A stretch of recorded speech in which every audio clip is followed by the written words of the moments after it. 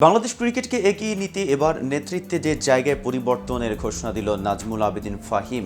Bangladesh cricket বোর্ডের এক গাধা সমস্যার কথা তুলে ধরেছেন ক্রিকেট কোচ ও বিশ্লেষক নাজমুল আবেদীন ফাহিম।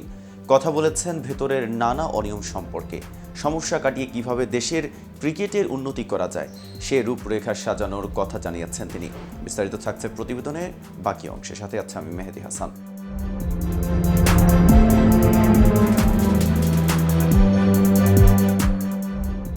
মিরপুর শেরেবাংলা স্টেডিয়ামের বাইরে শনিবার গণমাধ্যমের মুখোমুখি হয়ে বিসিবির নানা সমস্যা নিয়ে কথা বলেছেন দেশের ক্রিকেটের সঙ্গে দীর্ঘ সময় ধরে জড়িত থাকা নাজমুল আবেদীন ফাহিম। এ সময় নিজের অভিজ্ঞতা থেকে দেশের ক্রিকেটের উন্নয়নে একটি রূপরেখা সাজানোর কথা জানিয়েছেন তিনি। এ প্রবীণ ক্রিকেট কোচ ও বিশ্লেষক বলেন, এটা নিয়েই তো আমরা বছরের পর বছর চিন্তা ভাবনা করেছি। বিশেষ করে আমি কোন জায়গায় কি করলে আর একটু এগোনো যায়, কোন জায়গায় ঘাটতি আছে, আমাদের কি রিসোর্স আছে যা দিয়ে আমরা ওভারকাম করতে পারি। সামনে হয়তো এটা নিয়ে আমি আলাপও করব, কোন জায়গায় আমরা পিছিয়ে আছি অথচ সে জায়গায় আমাদের পিছিয়ে থাকার কোনো কারণ নেই।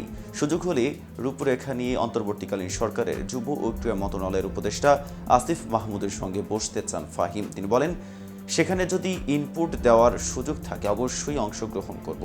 শুধু আমার কথা নয়, যারা এসব বিষয়ে অবগত আছেন তাদের কাছ থেকে ধারণা নেওয়া দরকার, তাহলে সিদ্ধান্ত নিতে সহজ হয়।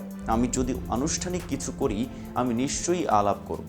আমি চাইব কম্প্রিহেন্সিভ একটা রূপরেখা নিয়ে আসতে, যেন আমরা যারা দায়িত্বে আছেন তাদের সাহায্য করতে পারি। উপদেষ্টারা চান সিস্টেমটাকে ঠিক করতে, যারা সিস্টেম ভালোভাবে চালাতে পারবে সেই ক্রিকেট বোর্ডে আসার যোগ্যতা রাখেন। ক্রিকেট বোর্ডের দায়িত্বে যোগ্য লোকের অভাব দেখছেন ফাহিম। তার মতে, যারা সত্যিকার অর্থেই কাজ করতে চান তাদের সুযোগ দেওয়া হচ্ছে না।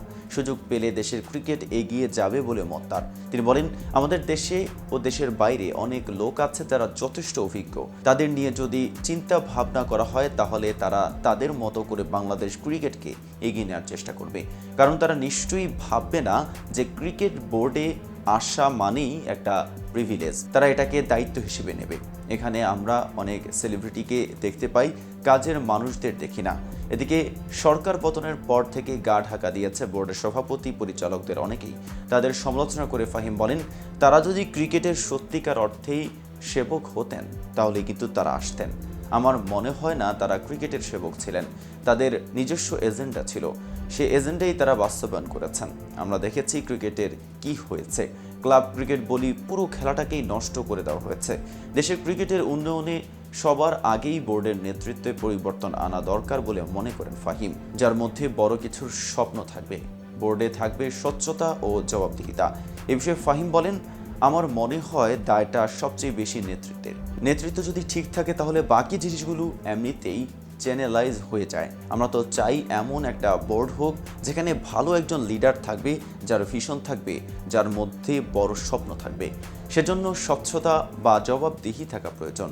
সেরকম অনেক মানুষই আমাদের দেশে আছে অনেক দিন ধরে যারা কোনো কাজ করার সুযোগ পাননি।